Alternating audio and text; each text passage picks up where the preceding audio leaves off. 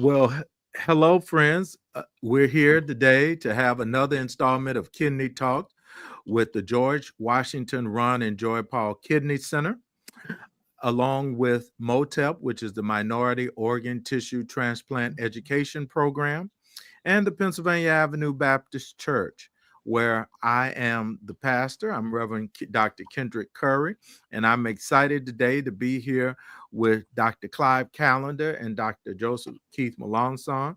Dr. Callender is the head of MOTEP, which again is the Minority Organ Tissue Transplant Education Program. And Dr. Melanson is the educational chief and transplant surgeon of the Ron and Joy Paul Kidney Center at the George Washington University. And we are so grateful that he's going to be giving us a talk on transplantation today. So, Dr. Melanson, let's crank it up and get ready to go. Thank you, Dr. Curry. As always, it's a pleasure to be here on this very important enterprise on blackdoctors.org. I know that our people out there on the airwaves need this information.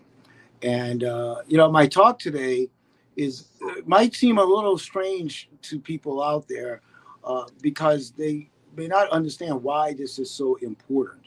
And I'm going to try to get them to understand why being able to do transplant on people of different blood types is of particular importance to the minority communities in this country.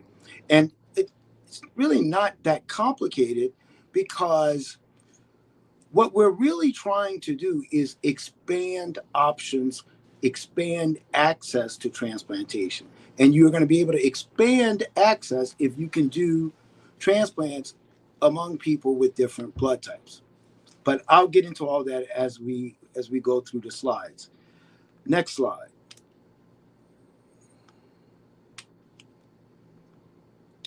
All right, so let's just start with what should be obvious. We all have different blood types. Some people know their blood type, some people don't. But everybody's going to have one of three different blood types or a combination thereof. You can be A, B, or O, or AB, which is a combination of A and B. And the way the blood types work, there are these markers on the surface of your blood cells that say what type of blood you have. And if you don't have any markers on the cell, which is one of the most ancient of blood types, you're gonna be blood type O. And as you add these markers on the surface, you have markers that make your blood A, you have markers that make it B, and if you have both, you are blood type AB. You may have heard people say, well, blood type O is the universal donor.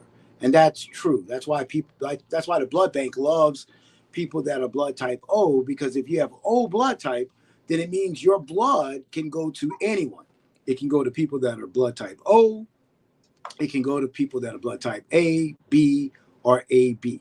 So O blood type is coveted by the blood banks. You may have heard about positive and negative, RH positive and RH negative. Now, in transplant, we don't much care about the RH, but it's very important for mothers that are having children because there can be reactions in her body against the child if her and her husband have different RH. So that's why people will look into, or they may know that I'm O positive versus O negative. So the universal donor is really O negative, meaning you don't have any markers on your O cells, your blood cells, and you don't have any RH marker. That's the ultimate, right? That means your blood should not react with anyone else. But like I said, in transplant, we don't care about RH markers because that doesn't really lead to rejection, but we do care about blood type. Next slide. Now, one of the things I should have mentioned, looking at that last slide, which was, if you notice, it was a diverse group of people. And one of the things that we know is that you know, as I often will say, race is non-scientific. There is no such thing as race.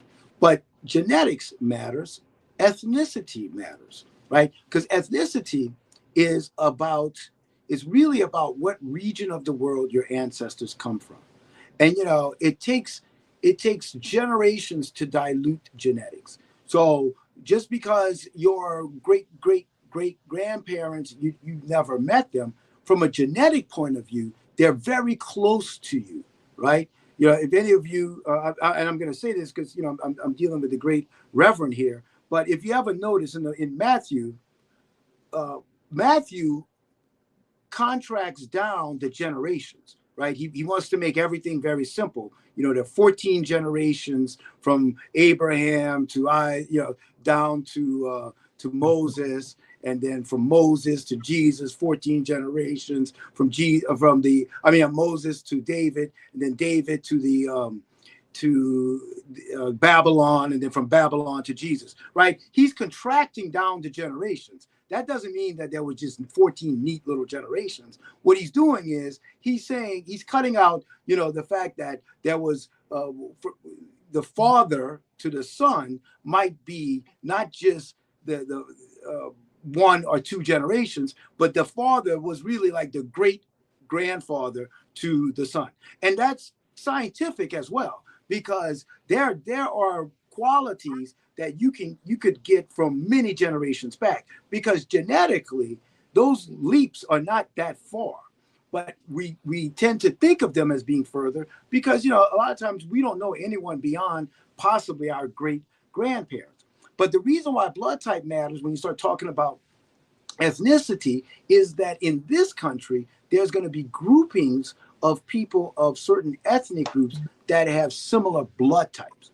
And when you start talking about access to care, then that becomes an issue, right? So, as an example, blood type B, right? Blood type B is a big deal in this country because people that are quote unquote white are going to be much more likely to have blood type O or blood type A, whereas people that are quote unquote black are going to be more likely to have blood type B.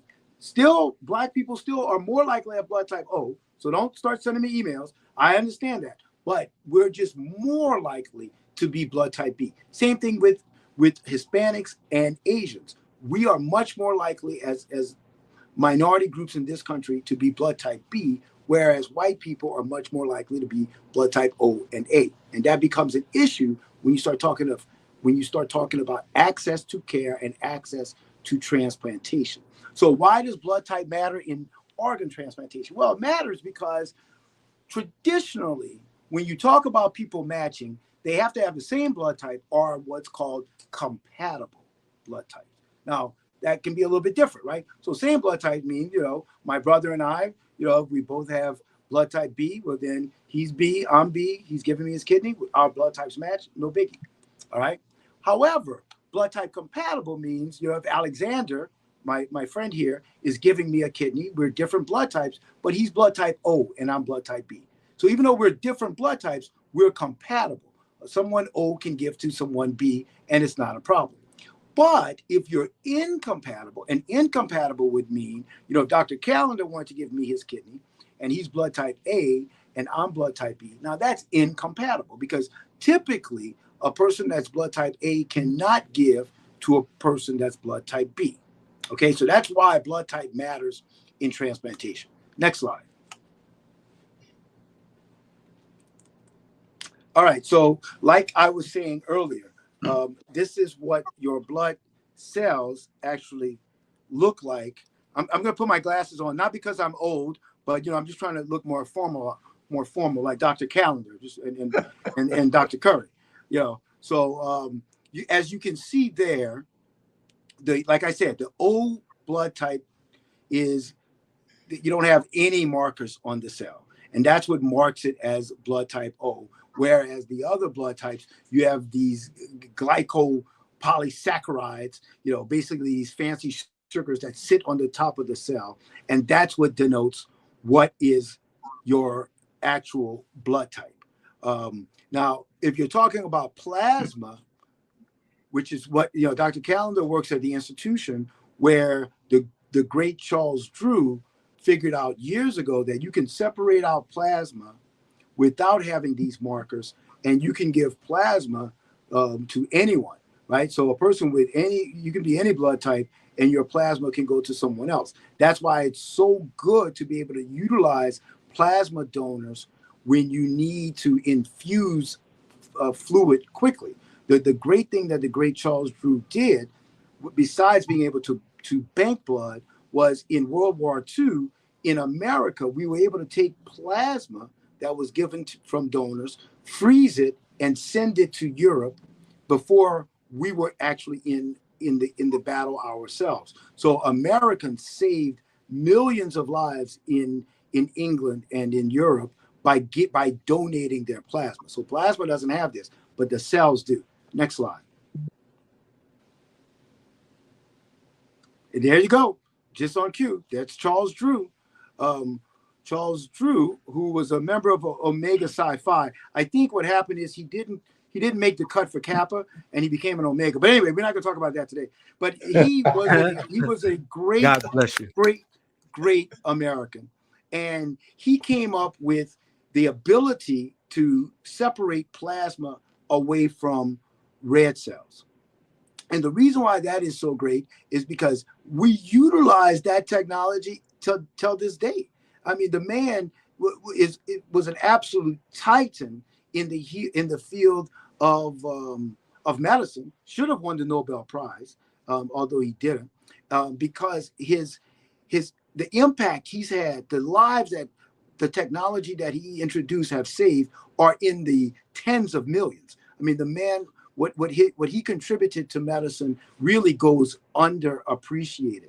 But he separated plasma from the cells, and the way we use this when we do ABO incompatible transplants is we do something similar, meaning that all of humans, we naturally have built up antibodies in our blood against cells that are a different blood type. That's a natural thing, right?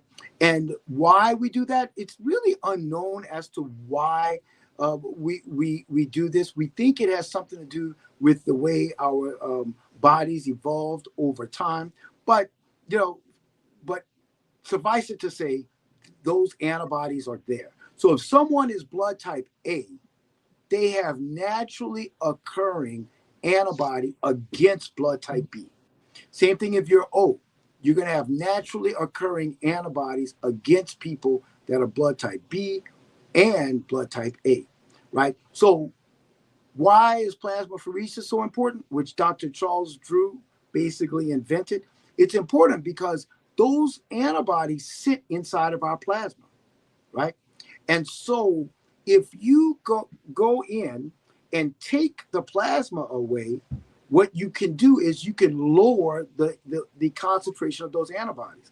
And if you can lower the concentration of those antibodies, then you can make it much less likely that a person is going to mount a rejection episode. And that's what we do. This is the technology we utilize. I did an ABO incompatible transplant just last week, and that's exactly what we did in order to do that transplant successfully as we did. And that's all thanks to the great Charles Drew. And Dr. Callender for many years held the same position at Howard University that Charles Drew did. Next slide. All right, so what is desensitization?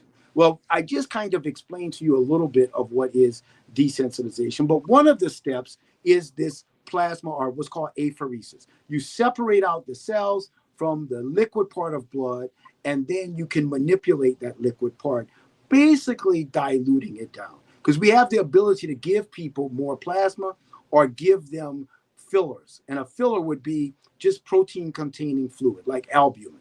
Right, so you can give if you have a concentration. It's just kind of like taking.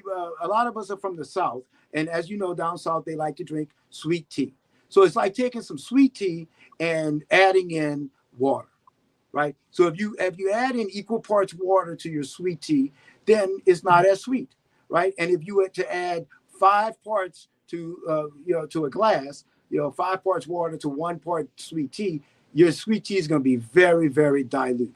And that's basically what we're trying to do. We're trying to take that person's sweet tea and dilute it down so that their antibody level is very low.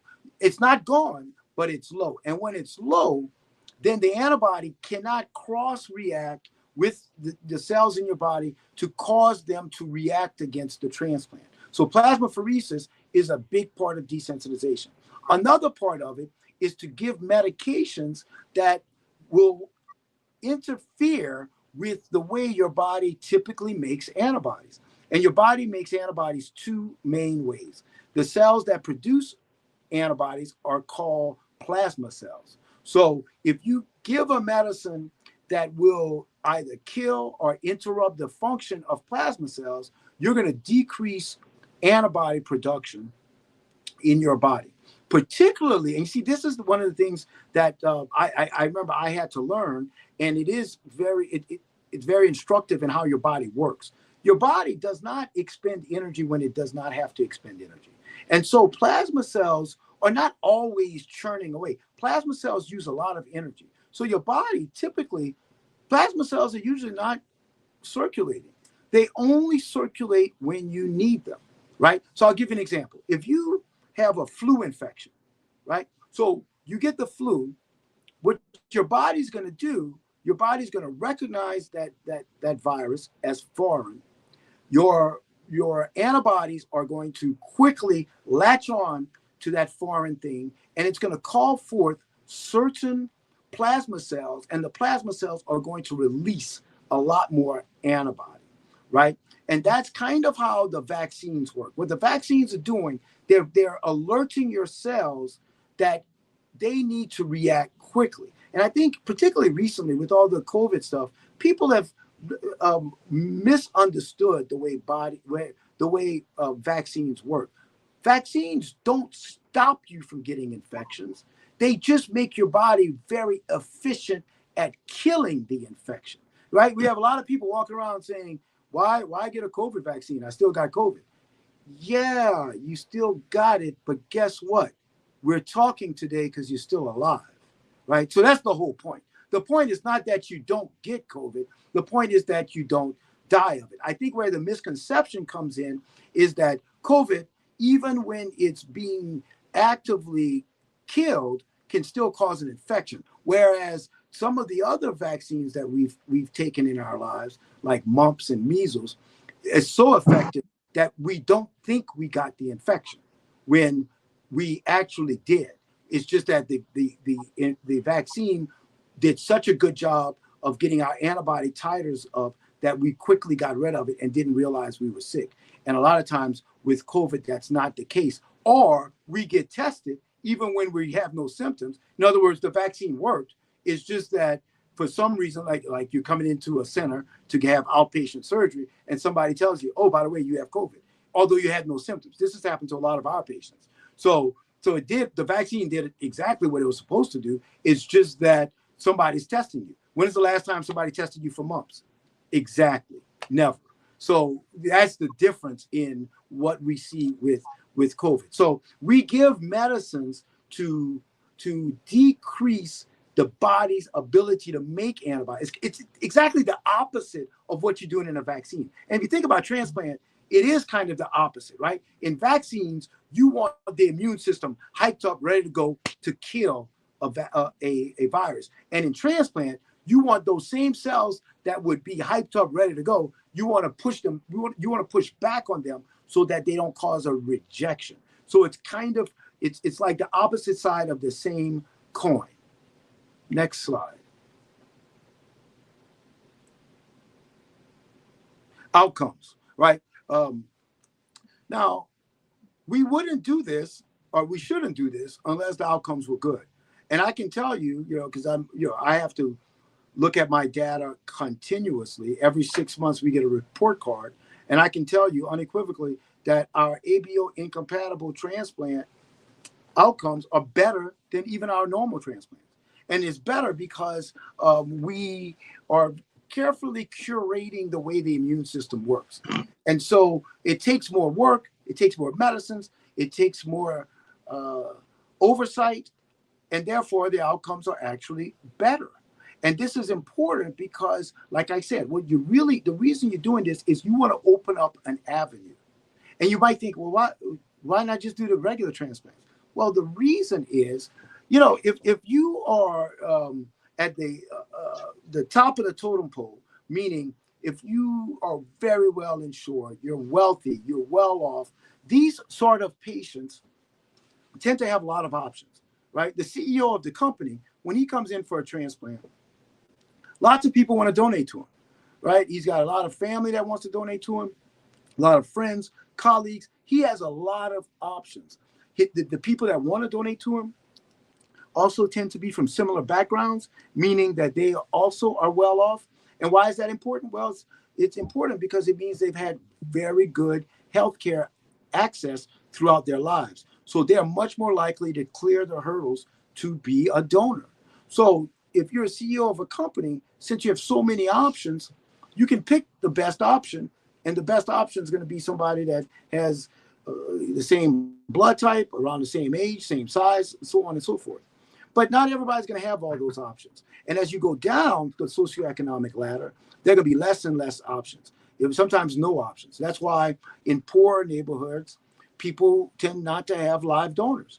They have to wait for other options. They have to sit on dialysis for many years and not have anybody to donate to them. But maybe they do. Maybe they have one family member that actually can donate to them. So that family member is going to be their only option.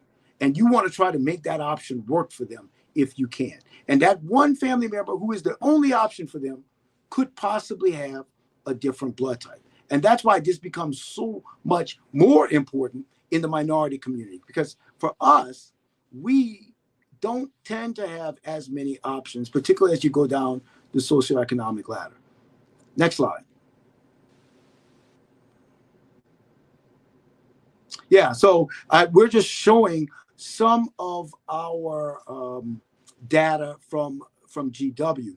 And I'm sorry I didn't update this because I actually have more data I was just looking at. But the theme is pretty much the same, which is that we have done a lot more of these transplants than most places, and you can see there that 89% of our transplants have been successful since 2015, and this slide is a couple years old. I will tell you that the N obviously has gone up, and our percentage is now well over 90, right? So for live donor transplant, if you want to have just overall, you want to have like a better than 93% 1 year graft survival. This is live and deceased, and we're over 90. So that's what I'm trying to get across to you guys. Our outcomes in this particular group of patients is even better than the best type of transplant that you can get. And lots of these are not live donors. Pretty much all the A2 to Bs, those are deceased donors, right? And you might ask, well, what's an A2? An A2 is just another type of A, but they just have less less markers on their blood cells.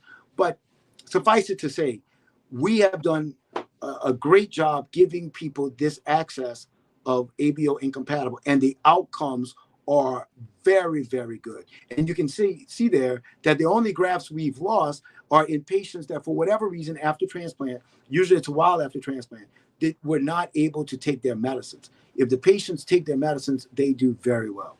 Next slide. Okay, this is one of the things, and Dr. Callender, I know has seen this slide before, and again, I was just looking at our new data, and it is just as impressive. We are by far the most successful in the country in getting live donor transplants for African Americans. And how do we do that? Well, one of the ways we do this is by giving them better options. And one of the options is to get a donor that has a different blood type. So at GW, almost 50% of our live donors go to Black patients, right? That is, or minority patients. I shouldn't say Black. They're not all Black. Most of them are Black, but the rest, like 40% are Black, and then the other 10% of the 50%, the other 10% to make up 50% are Hispanic, and now we are seeing similar numbers just in the last couple of years, which is not on this slide. But the point is, we're doing a much better job than the country. The country is still at about 11% of live donors go to African Americans, and here at GW, it's over 40%. Why are we able to do that? Well, there's a couple of reasons. One is we do the ABO incompatible transplants, but the others are that we recognize that Black people are just like anyone else, meaning that if you inform us, if you educate us well about the options, we will respond to that education. One of the first things that we do for our recipients is we make a real concerted effort to get them to understand that live donor transplantation is their best option, right? Let me repeat that. Live donor transplant is your best option when you need a transplant. And here's the kicker. It's not only your best option, oftentimes it's your only option. And you see, most centers don't explain what that means. What that means is, yes, if I let you on the list and put you on the deceased donor list, that's good. That means you got access to the list. But most of the people on the list for a deceased donor will never get transplanted. Let me say that again.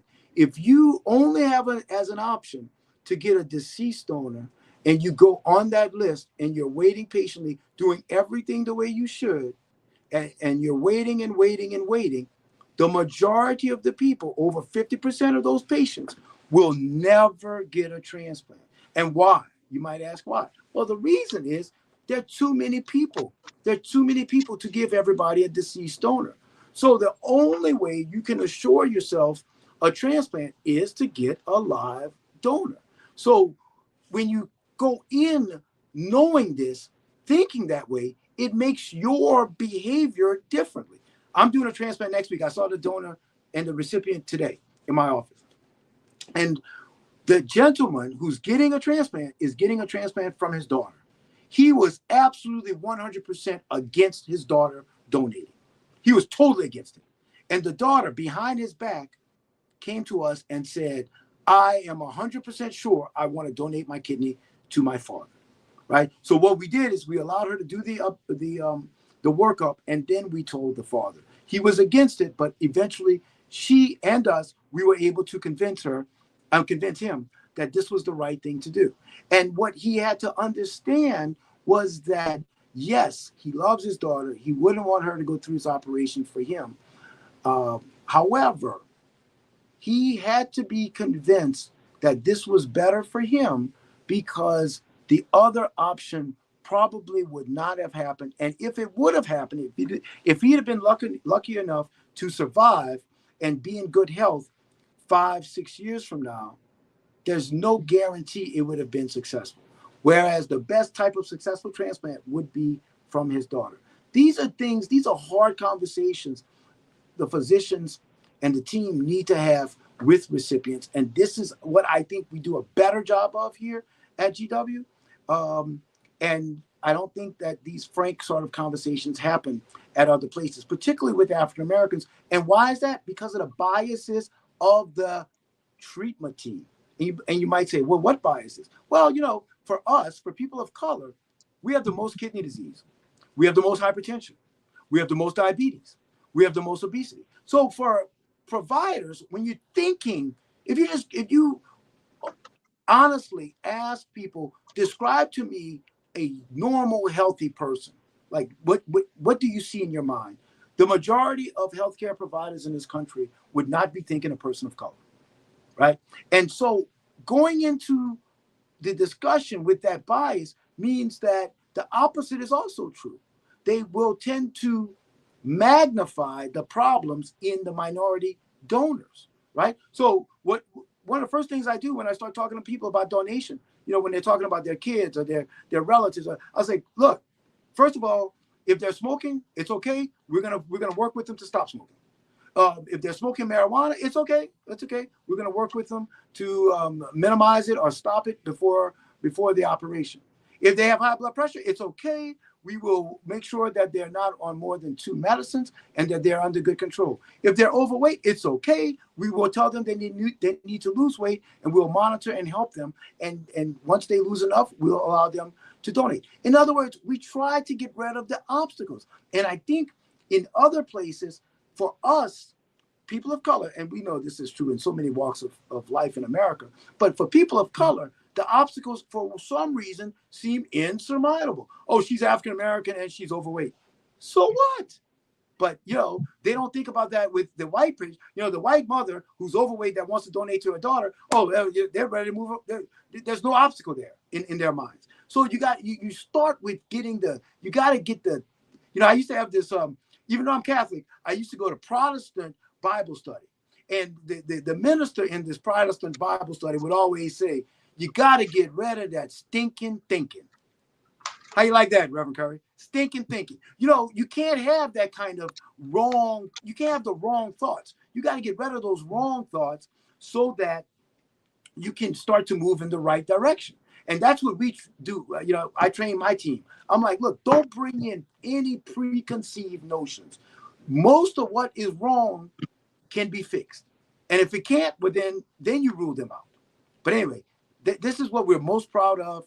And I think that this is one of the most important contributions of my program to the field of transplantation, because the government right now is trying to figure out how to do this for other programs throughout the country, because our people who have the most kidney disease are least likely to get a donor.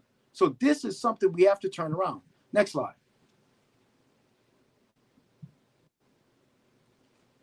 Okay, so this was short and sweet, and I wanted to leave lots of time for questions, and hopefully we have some good questions out there, Reverend Curry, from the audience, but I'm ready. Let's go.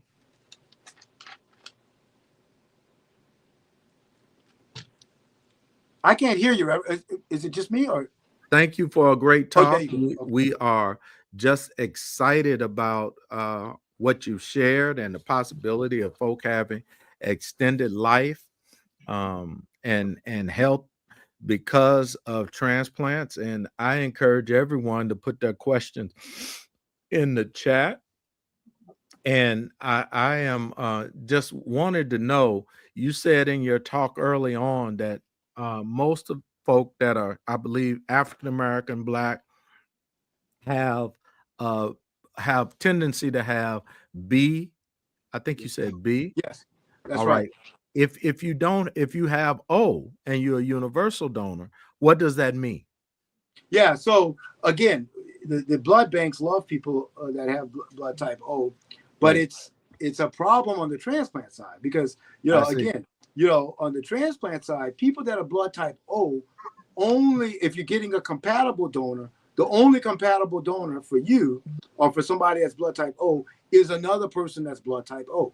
Now, again, obviously I'm giving a talk talking about incompatible donors. So now the antibody levels can change person to person. So if a person that's blood type O needed a kidney and somebody in their family or friend wanted to donate to them and they were a different blood type, what we will do, the first step we will do is we'll get a blood sample and we will look at what is your naturally occurring anti-A antibody and anti-B antibody. And if it's low, then we know that, we can relatively easy do a ABO incompatible transplant. Okay. Now I did want to ask you, and then I want to come to Dr. Callender. You said that live transplantation is much better than those that from deceased persons. Yes. Can you explain that or say more about that? Yeah. Okay. That's a great question. And there's a couple of reasons why. All right. A live donor transplant is what's called an elective operation. Right. Right. So Dr. Callender will tell you, for elective operations, Everything is set. You come into the hospital a specific day. Anesthesiologist is waiting for you. Your operating room is set up. It's kind of like going to a five-star hotel. You know how the way you travel, Dr. Curry. So you know how when you go to you fly into San Francisco, your room is ready, everything is set. That's what a live donor transplant. Everything is set and elective, and it's the best of the best of the best.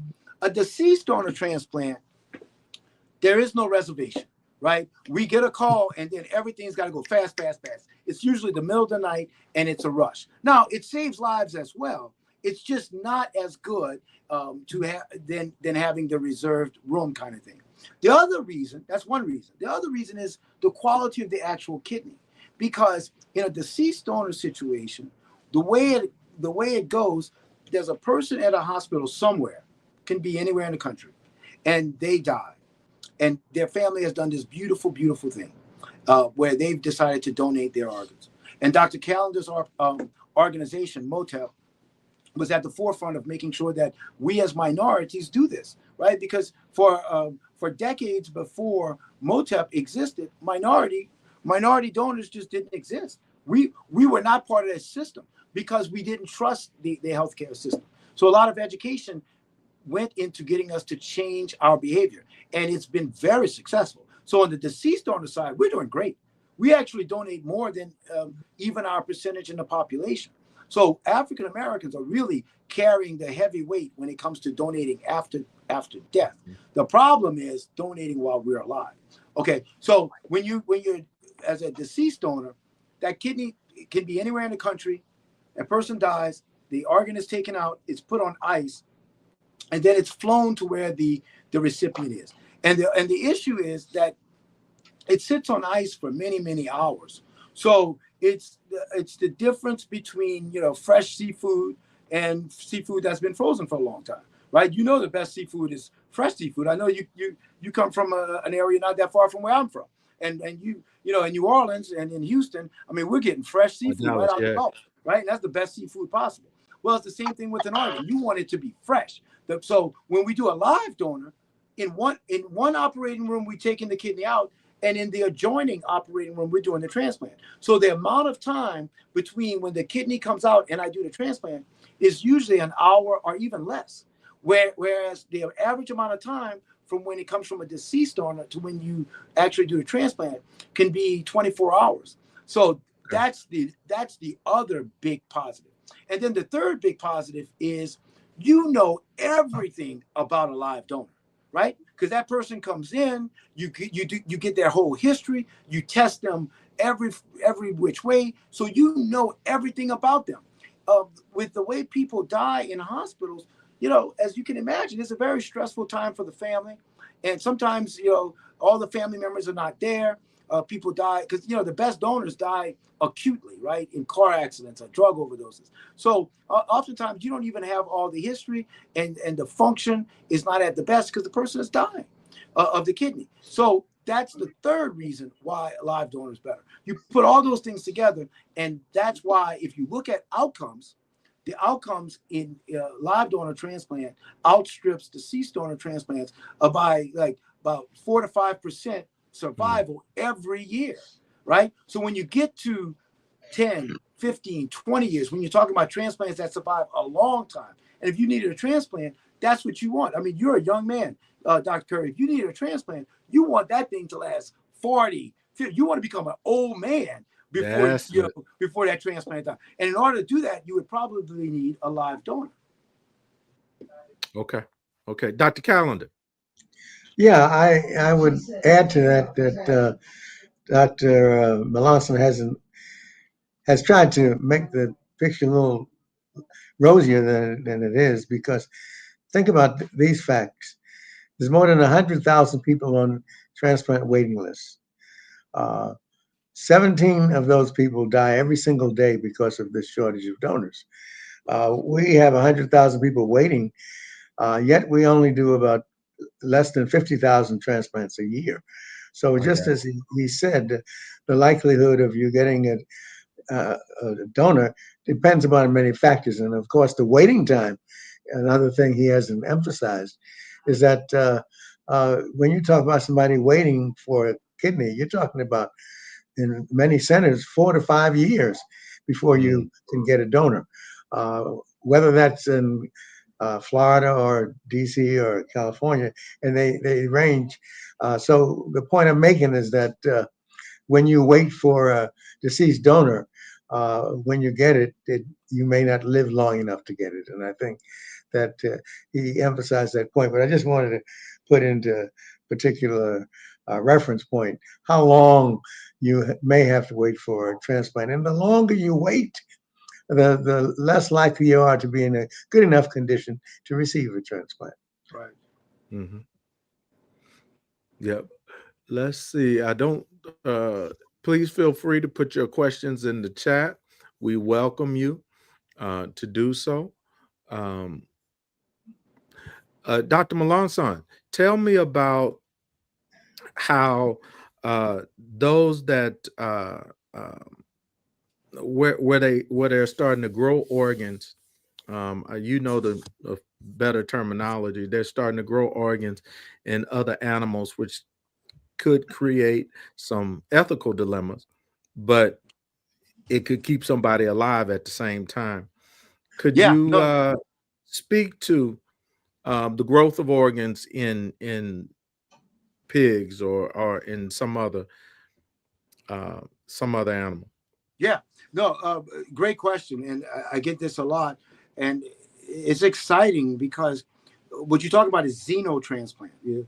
That's xenotransplantation. Yeah, so xenotransplantation means you're taking an animal organ and putting it into a human, and it's timely because just last week I had dinner with one of my good friends who's in this field of xenotransplantation, and right here in the Washington D.C. area is one of the major companies that breeds these pigs for organ transplantation is right here in the metropolitan area. And what they do is these are genetically modified pigs. So these are not your run-of-the-mill pigs where you get your ham. And I know next Thursday is Thanksgiving, and I'm sure you got your big ham that you're going to have there, bacon and all that. These are not those pigs, right? These pigs are genetically modified. I'm telling you, if you had to try to get ham from one of these pigs, you better have a lot of money, because one of these pigs, to make one of these pigs, I just found this out. I didn't know this until just last week. One of these pigs can cost up to $1 million. Wow. One pig. That's some expensive ham.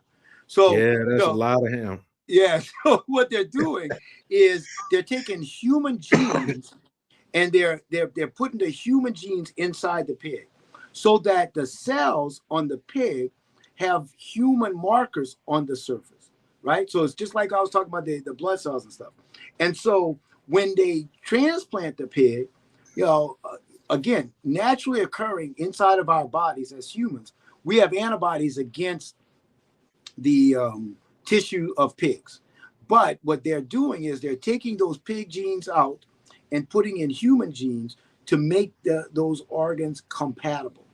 And they've been somewhat successful. None of those transplants have lasted a really long time, but they've been successful. In other words, they've proven that the transplant could be obviously technically done, and that we call that hyperacute rejection, which is what would happen if you just took a normal pig's kidney and put it in a human. Our bodies would reject it immediately. That's not happening either. So now they've gotten beyond the hyperacute rejection, and they've even gotten beyond. I saw the autopsy report on the last patient that got one of these pig kidneys, and the patient did not have rejection. Patient died of something else. So we are at the point of showing that this is successful. And so now the next hurdle is going to be for the FDA to approve a trial. But the ethics of it, of course, it's going to be some major hurdles that they have to get over, because how are you going to choose who's going to get the pig kidney versus who gets human kidneys? And usually the way it goes is they want patients that for whatever reason would not qualify for a standard transplant.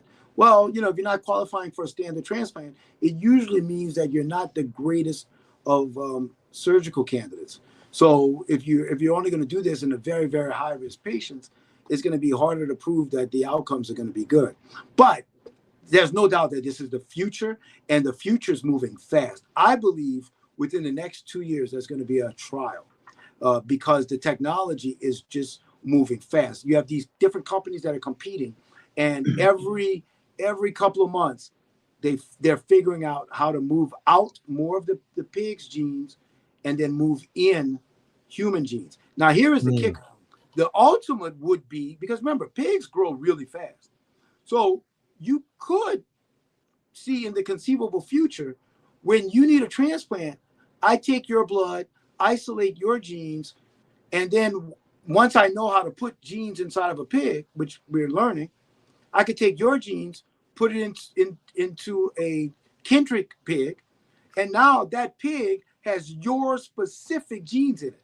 And like I said, a pig grows from being a new pig to an adult pig in months. So you could grow your organs inside of a pig very quickly.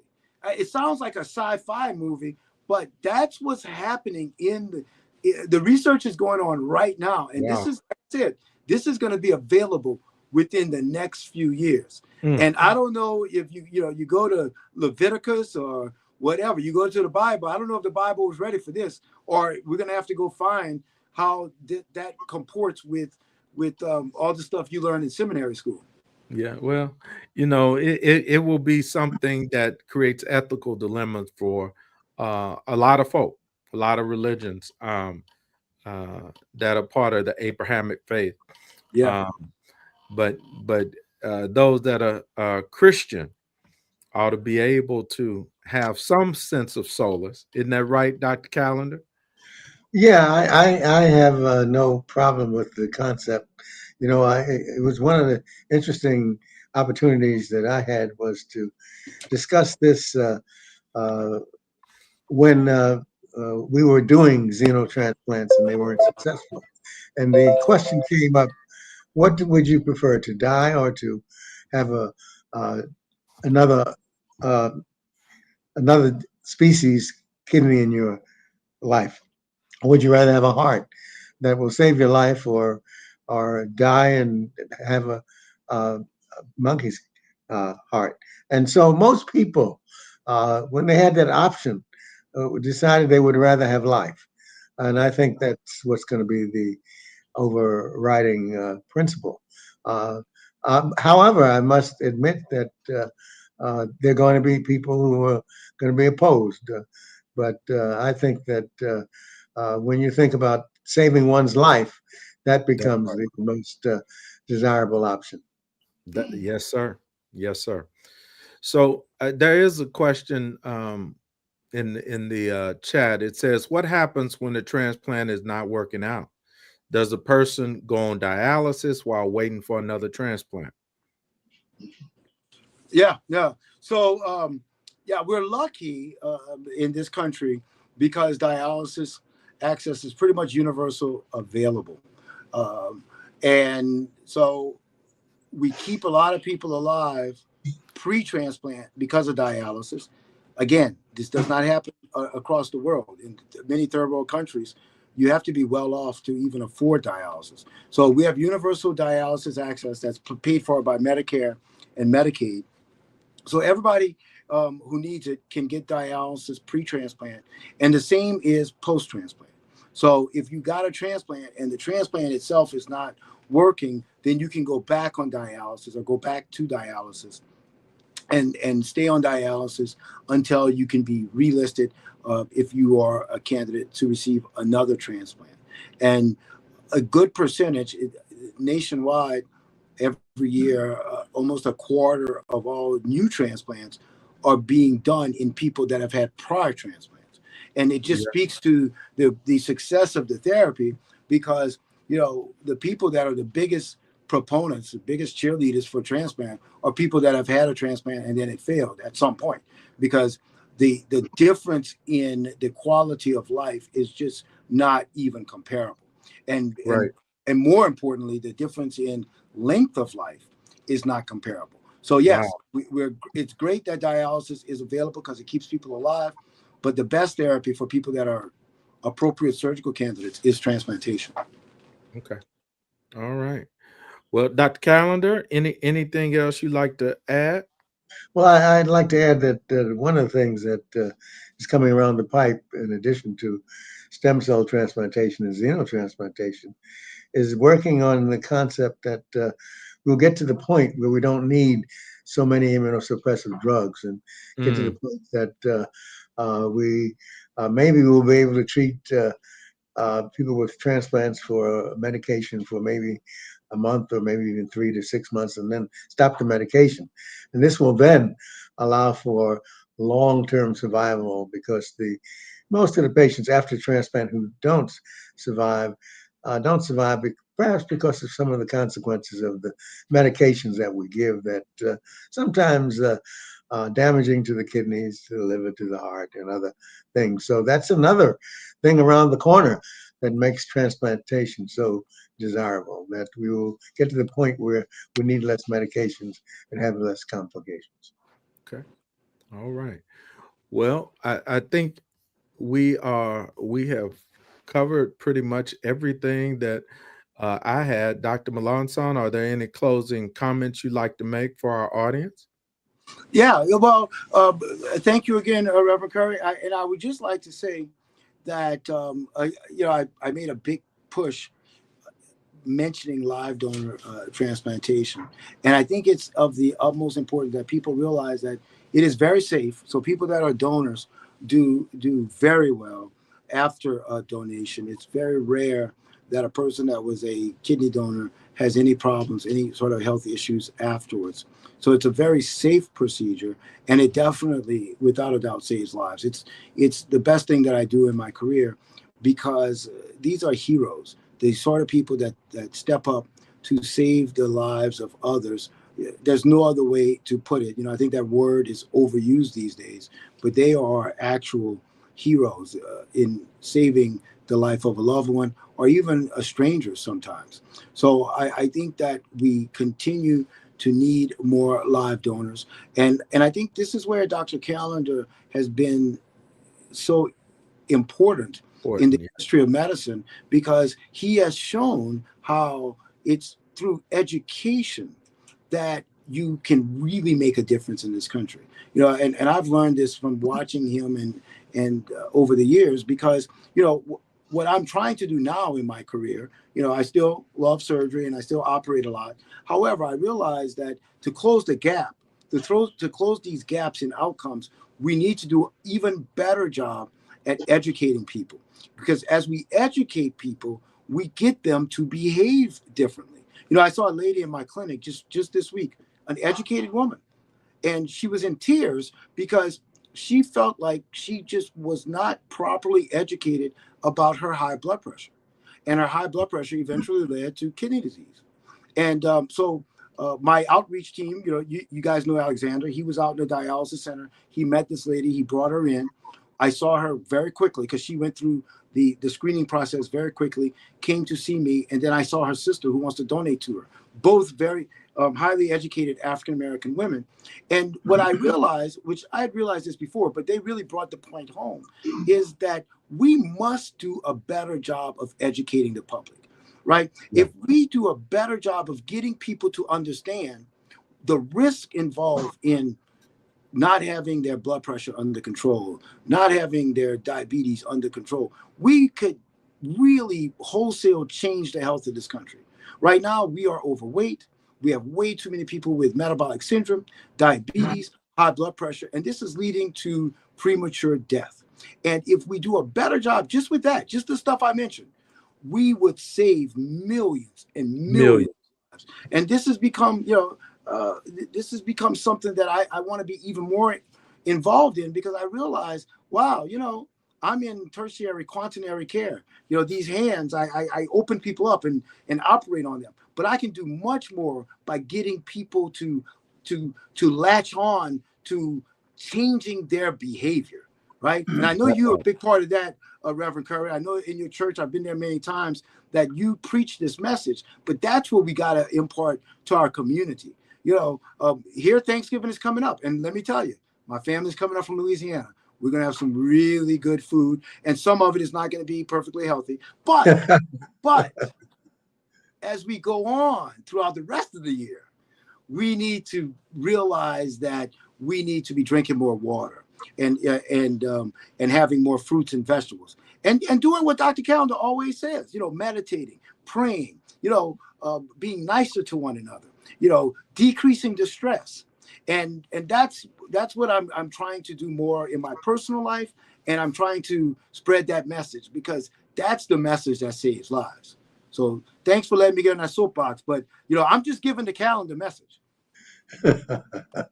I'd like to just point out that what Dr. Lawson is saying, and not really overemphasizing, is the fact that when you look at the data, it is clear that the one thing that African Americans have not been doing is becoming live donors. And so that's why the push for live donation becomes critical. And as we look at our efforts at MOTEP, our goal for the next decade is to increase the number of African Americans who become live donors, because deceased donors has changed and increased, but live donors in the African American population is going down. And this is something that we need to change, as Dr. Melancon has stated. All right. Well, friends, thank you so much for this wonderful talk that Dr. Melancon gave, and Dr. Calendar shared in and gave his points of view. And this is something we all need to pay attention to. So tell your friends about ABO transplantation and have them go watch this program over and over again on blackdoctors.org. And you have been with Dr. Joseph Keith Melancon, Dr. Clive Calendar, and I'm Reverend Kendrick Curry. And we've had the Kidney Talks with George Washington, Ron and Joy Paul Kidney Center, and MOTEP, which is the Minority Organ Tissue Transplant Education Program.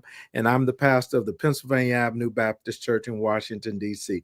Thank you so very much for a wonderful time, a wonderful presentation, great questions. And we look forward to seeing you again soon. Thank you so much, and have a wonderful and blessed holiday season.